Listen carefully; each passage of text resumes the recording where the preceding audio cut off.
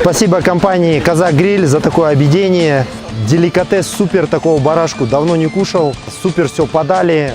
Классно, спасибо ребятам. Процветание вашей компании. Будем вашими постоянными клиентами. А сейчас я побежал, нужно кушать, там остывает все. Спасибо. Рахмет, Жиктер.